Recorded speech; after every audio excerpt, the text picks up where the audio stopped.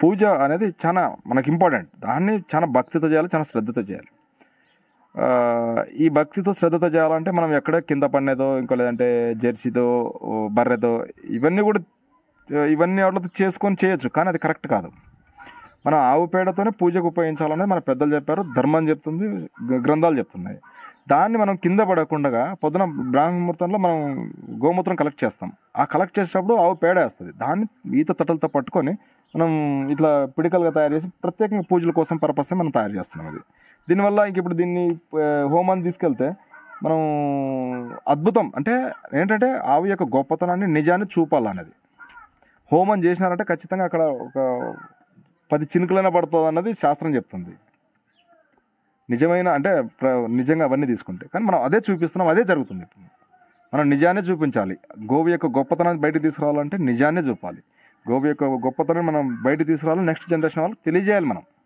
అప్పుడే మనం గోవు యొక్క విలువని కాపాడిన వాళ్ళం అవుతాం, మనం ప్రకృతిని కాపాడిన వాళ్ళం అవుతాం. సార్ ఇప్పటి వరకు నాకు హెల్ప్ చేసిందంటే మన విజయరామ్ సారు హైదరాబాద్ నుండి. నేను ఆయనకు జీవితాంతం రుణపడి ఉండాలి. ఎందుకంటే చాలామంది దగ్గరికి వెళ్ళాను, మనల్ని గుర్తించలే, ఎవరు గుర్తించలే. ఎంత చాలా చీఫ్గా మాట్లాడారు. ఈరోజు నన్ను విజయరామ్ సారు మాట్లాడారు. విజయరామ్ సార్ తర్వాత మన పవన్ కళ్యాణ్ సార్ కూడా గుర్తించారు.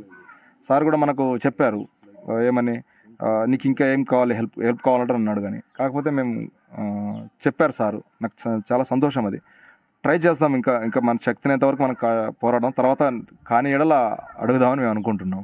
నేను అమ్మ నాన్నకు తర్వాత మా తాత వాళ్ళకి నేను చాలా కృతజ్ఞతనండి. ఎందుకంటే గోవు కూడా సేవ చేసుకోవడం అంటే అంత అదృష్టం ఉండాలి. నేను అదృష్టవంతంగా భావిస్తున్నాను. ఎందుకంటే గోవుకి సేవ చేసుకోవడం చాలా అద్భుతం. ఎందుకంటే ఈ పరిస్థితిలో అందరూ చాలా రకాలుగా ఆలోచన చేస్తారు. అట్లా తిరగాల, ఇలా తిరగాల, ఆ రేంజ్లో ఉండాలి, హైయర్ పొజిషన్లో ఉండాలని. నాకు అలాంటి ఆలోచన లేదు. 3 పూటలు ఎలాగో ఫుడ్ దొరుకుతుంది, పని చేసుకోవడానికి ఆవుల దగ్గర మంచి టైం దొరుకుతుంది, అంటే పని చేసుకుంటాం, మంచి రిలాక్స్నెస్ దొరుకుతుంది. నాకు టైమింగ్ కూడా ఎక్కడ ఫ్రీ టైం అనేది లేకుండా 24 గంటల్లో 18 గంటలు ఫుల్ బిజీనే ఉంటున్నాను. ఇప్పుడు నేను గోశాల కట్టాలి, స్థలం తీసుకున్నాను, గోశాలకి స్థలం తీసుకున్నాను.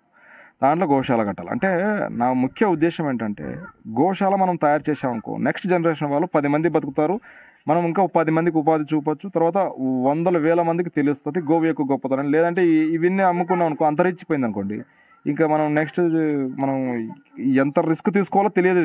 ఇది అర్థం కావట్లేదు జనాలకి, ఎవరికి అర్థం కావట్లేదు. అందరూ ఈజీ లైఫ్లో ఈజీ మైండ్లో అని అనుకుంటున్నారు, కానీ మనం అసలు పాడి పరిశ్రమను ఎందుకు వదులుకుంటున్నాం అన్నది ఒకసారి ఆలోచన చేస్తే భయం వేస్తుంది. మనం ఎందుకు ఆవులను వదులుకుంటున్నాం, మన జీవన శైలిని ఎందుకు మార్చుకుంటున్నాం, మన బ్రతకడానికి జీవనమే ఆవు, అలాంటిది మన ఆవునే ఎందుకు వదులుకుంటున్నాం అన్నది ఒకసారి పెంచడానికే ట్రై చేస్తున్నాం సార్. గోవు యొక్క గొప్పతనాన్ని బయటికి తీసుకురావాలి, గోవుని పెంచాలి, గోవుని పెంచడానికే ట్రై చేస్తున్నాం. నా శక్తి స్థాయిల వరకు నేను ప్రయత్నిస్తూ ఉంటాను. నాకు ఇది గొప్ప వరం కూడా.